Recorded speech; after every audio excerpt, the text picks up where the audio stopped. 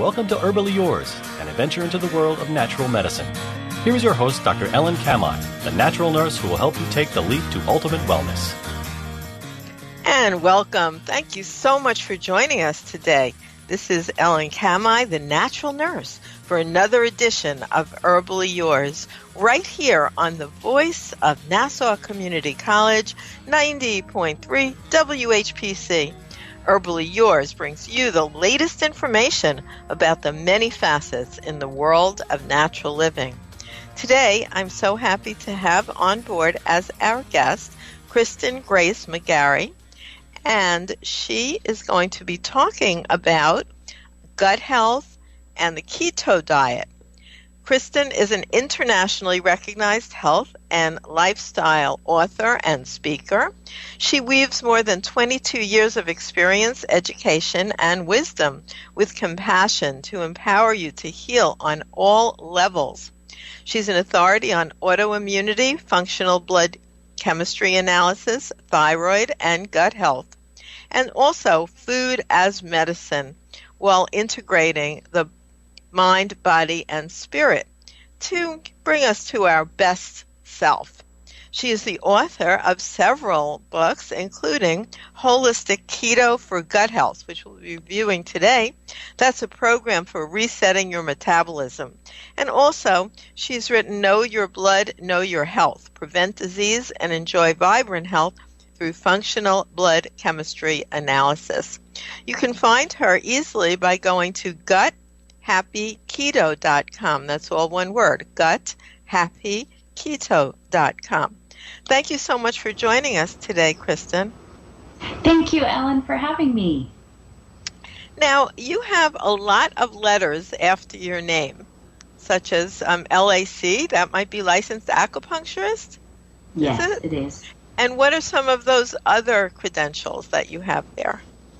I also have my master's in Asian medicine, and I'm certified in functional medicine, and I'm certified in a form of osteopathy called advanced cranial sacral therapy and somato-emotional release. I'm also certified as a lifeline technique teacher and a practitioner. And I'm also credentialed in homeopathy and biological medicine, neural therapy, perineural therapy, herbology, and many, many other modalities that I've been mastering over the last several decades. So you're a perpetual student of natural therapeutics. Yes, I am. So, and that is a wonderful thing to do because we really find out how to help people. And then, of course, I'm sure you also use all those techniques for yourself as well. Yes, that's why I share what I share, is because in the beginning I started off in Western medicine and was pre-med at the University of Arizona, and I was a nationally board certified EMT and spent some time working in the emergency room. And I became very sick. And on my journey to heal myself, I researched and discovered a lot of the modalities that I use today and used them on myself first and had such incredible results that I shifted from Western medicine to Asian medicine and then began including more holistic, integrative modalities that I felt were more appropriate for treating the whole person, working with the entire being instead of just a symptom. Well, many people have been on that path and then want to share it with others because the truth is, as I move into my later years, my entire focus is bringing natural medicine into mainstream in terms of it being the first intervention. Very often people wait till something that you're describing. They go through many different therapeutics, which are conventional, which is mostly just drug therapy. That's about all they do, really. And if that doesn't work, surgery. And they're still not better. If anything, they're often worse. And then they will go to someone like yourself and see about what could they do to try to help themselves, when that should be the first intervention, because that's what evidence shows, the fact that it is evidence-based, It has a much, much better adverse effect profile. In fact, usually any other effect helps something else besides what you're trying to do, and is more cost effective and leads to feeling great. It just makes sense. I agree. We have similar missions. I love what you're offering and sharing in terms of wanting to educate people to be more empowered and educate the healthcare providers, to the physicians, the physician assistants, the nurses, to be more empowered in expanding their knowledge base so they can better refer out and work as a team with other healthcare providers and more alternative and natural holistic healthcare providers, so that patients get the best of all of our experience and education. Yeah, that's definitely the best. And in terms of nurses, the classes I give actually carry CE credits for nurses, nurse practitioners, midwives, licensed massage therapists, and acupuncturists.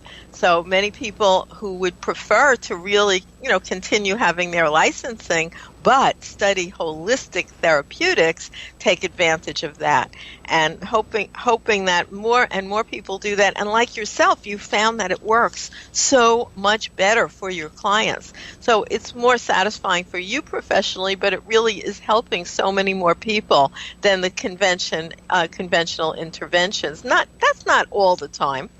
Someone's in a car accident, you certainly do want to go to the hospital and get sewed up. But we're talking about something like what you're representing, holistic keto for gut health. Now, what is keto to begin with? Not everybody's familiar with that term. I worked with Dr. Atkins. I'm sure you heard of him. And I would say Dr. Atkins was kind of a real forerunner in the whole keto movement many, many decades ago. Mm-hmm.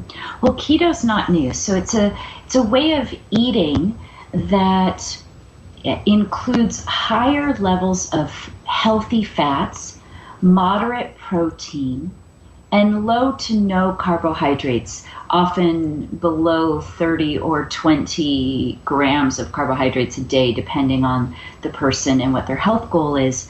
And it began in the 1920s. It was discovered by Western medical physicians because they noticed that when they gave children that had seizure disorders a high-fat, low to no carb diet, many of them stopped having seizures, or their seizures greatly diminished, and there were fewer and fewer.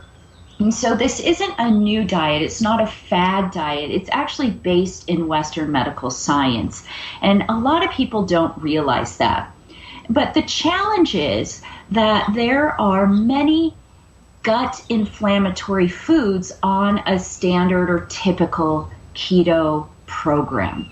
And so I was noticing this and seeing a lot of patients having gut issues, and decided to create a unique program that really married the best of keto and paleo and primal with healing the gut and working to modulate or balance the immune system.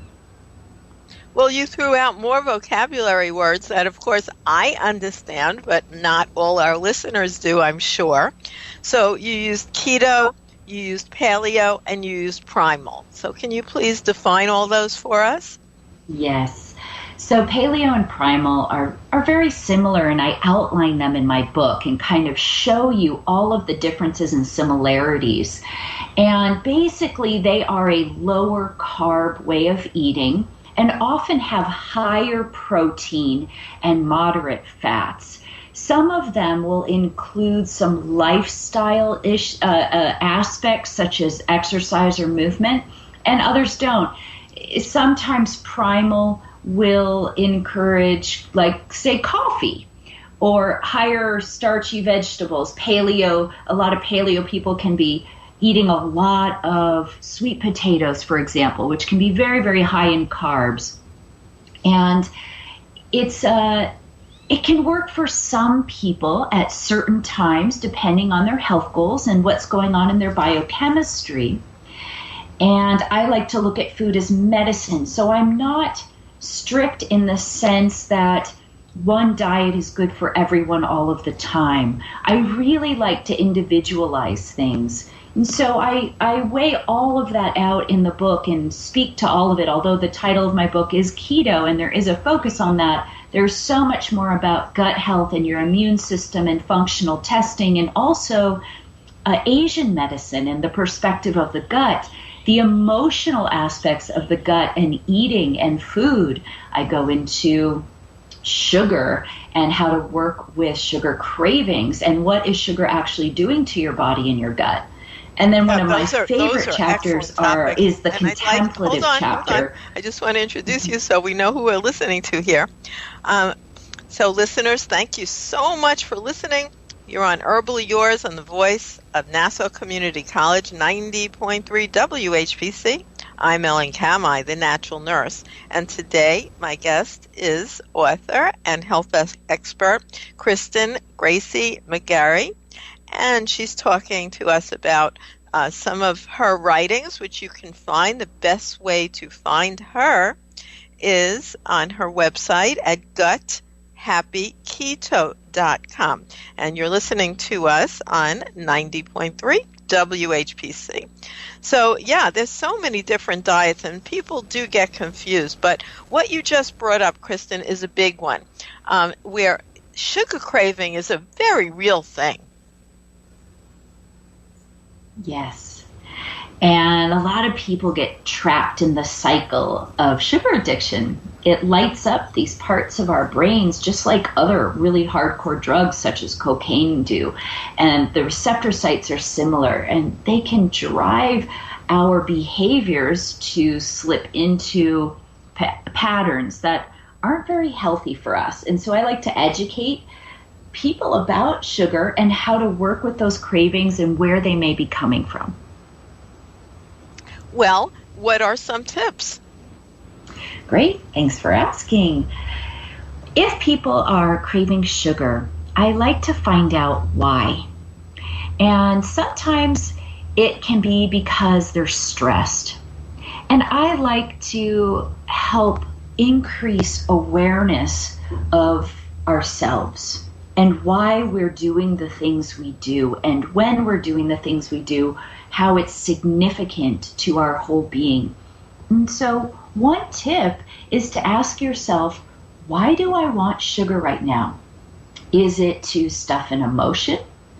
Is it because I'm low blood sugar and I didn't eat well my previous meal, or I haven't eaten in many, many hours?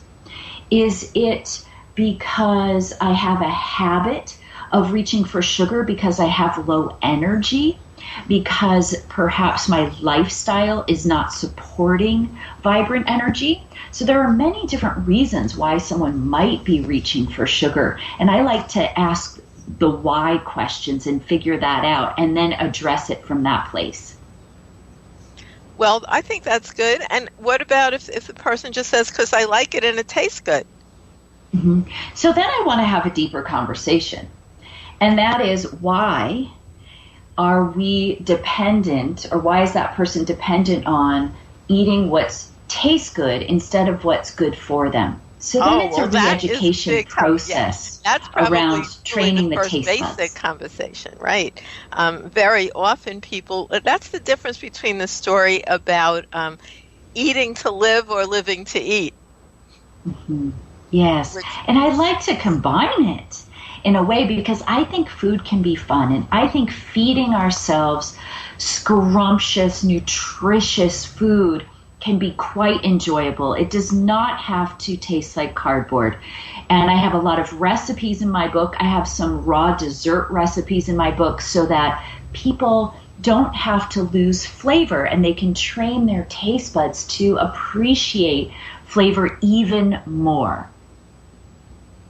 Well, it seems like you have the background to understand that, between Asian influences, which, a lot of people like Asian food, and that has a much more complex flavor because it usually brings in things like bitter, but subtly, and much more than just the sweet and salt, which we find in the SAD, the standard American diet.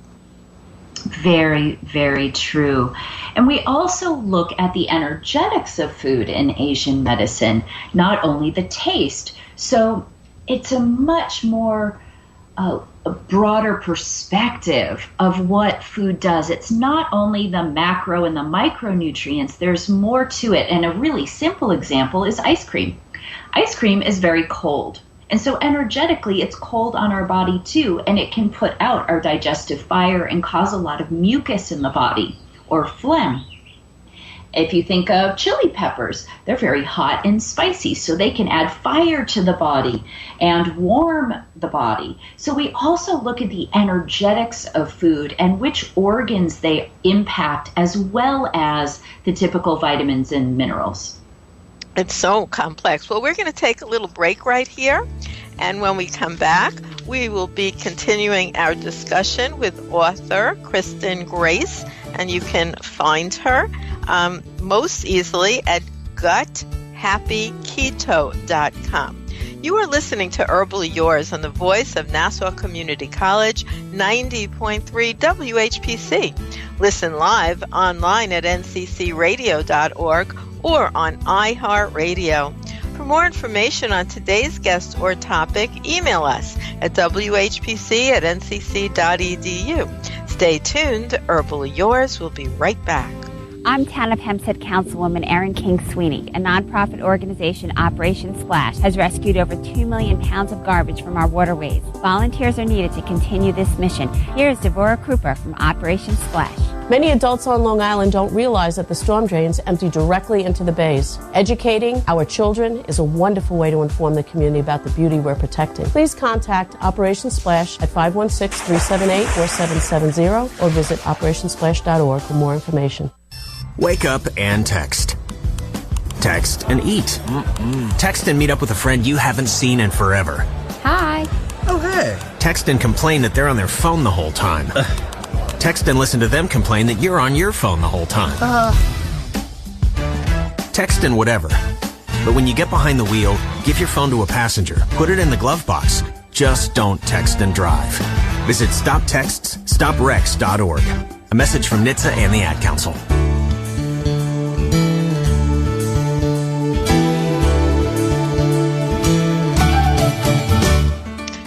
And welcome back. Thanks for joining us today. This is Ellen Kamhi, the natural nurse, right here on 90.3 WHPC. And we're talking to our guest, Kristin Grayce McCary. And you can find her at Gut Happy Keto. We're talking about holistic keto for gut health.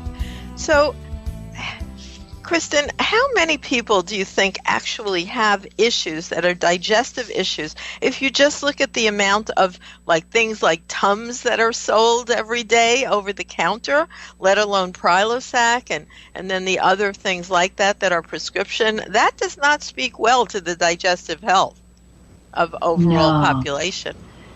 You're spot on, Ellen. Yes, I find that most people have things going on in their gut, whether they realize it or not, because they may not have a symptom that they associate to gut health, but in the medical world, we associate it.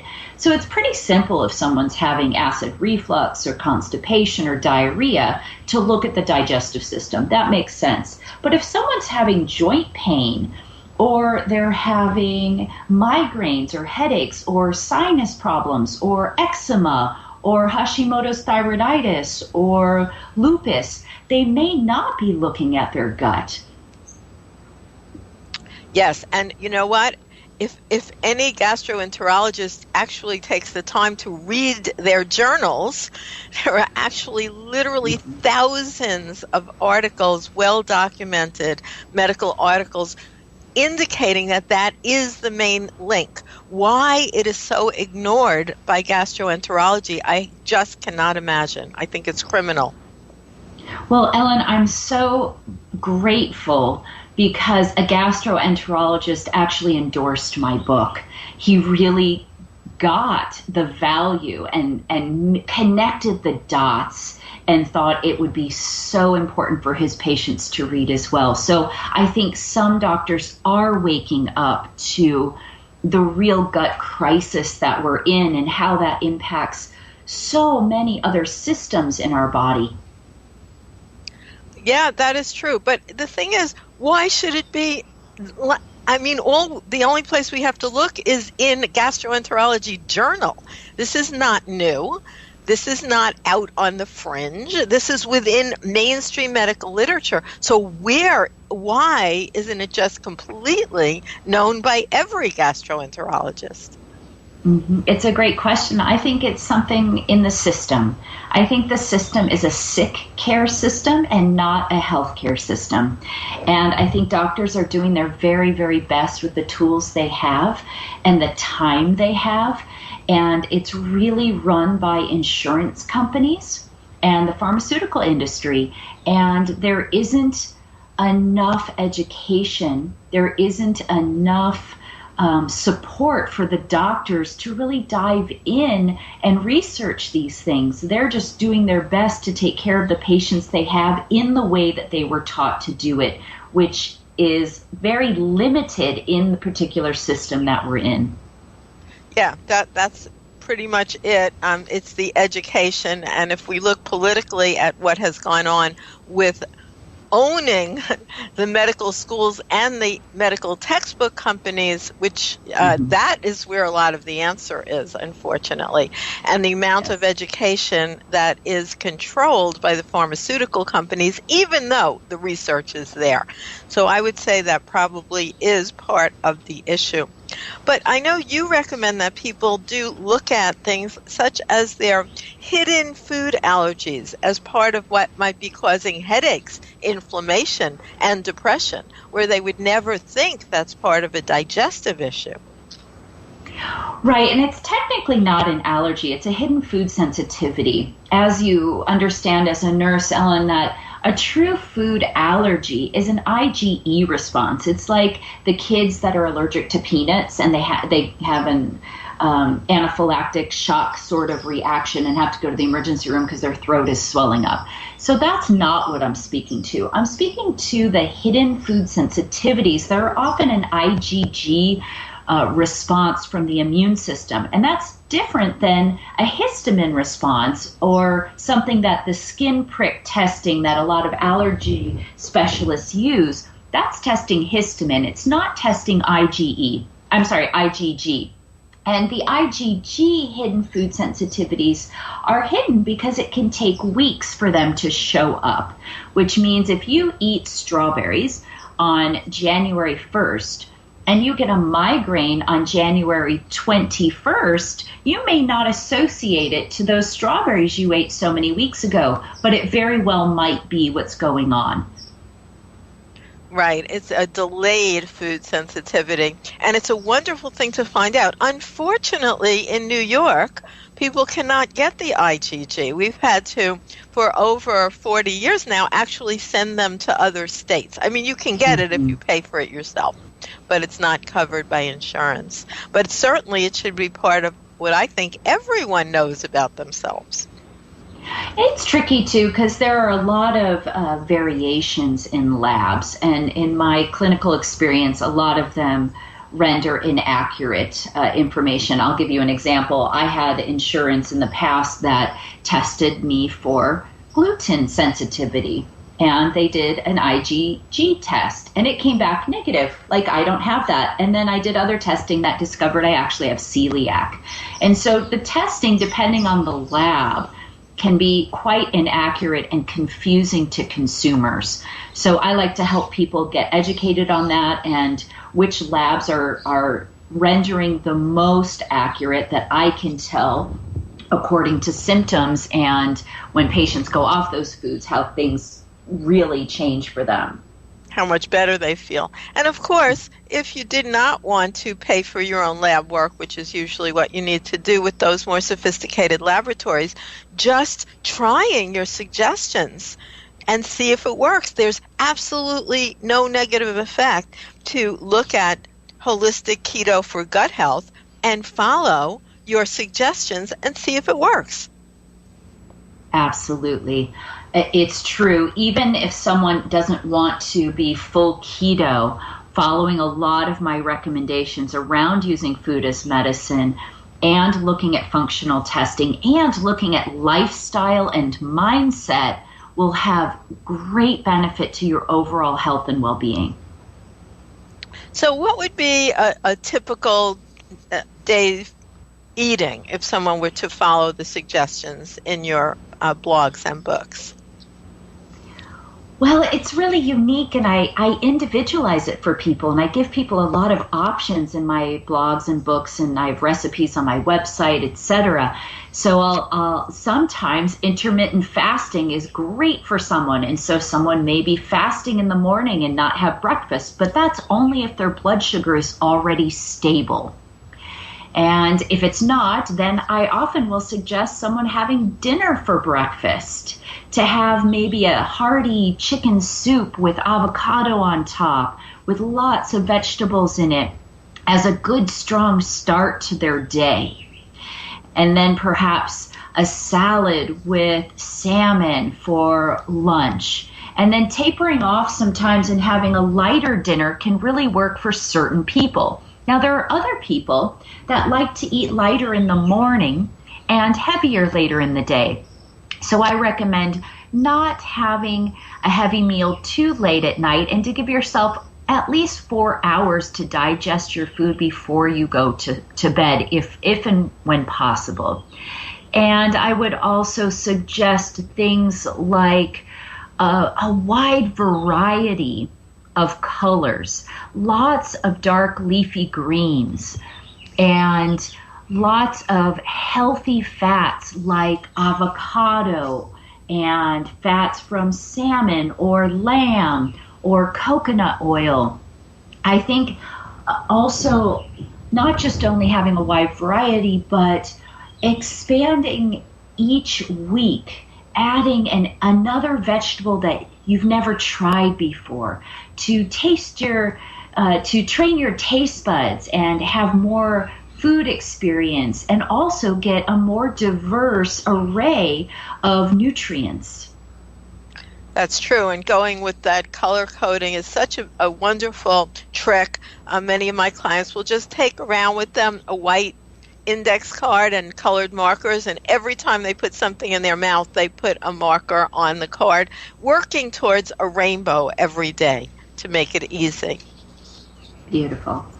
Yeah, it's a nice little trick, and you do have to initiate it, so certainly just a cup of coffee and a donut might not be the best way to start the day, which so many people do.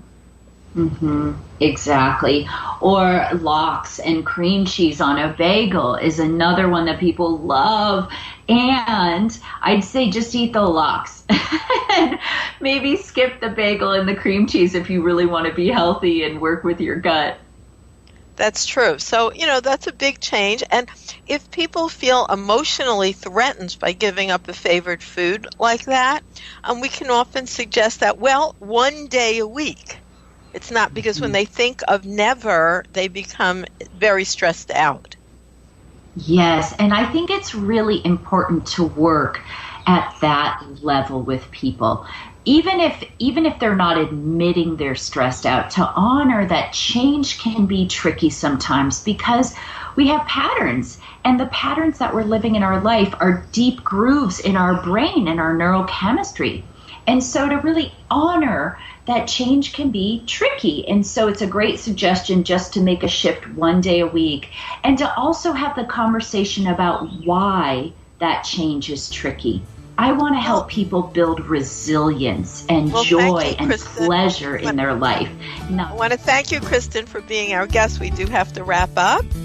And thank you so much for being our guest today. And people can always find out more. It's right on your website, beautifully laid out, Holistic Keto for Gut Health at guthappyketo.com. And I'd like to thank you, listeners, for tuning into Herbally Yours, produced in the studios of 90.3 WHPC, Nassau Community College, Garden City, New York. For further information, email us at whpc@ncc.edu. This is your host, Ellen Kamhi, naturalnurse.com, inviting you to join us next week for another edition of Herbally Yours. Until then, stay healthy.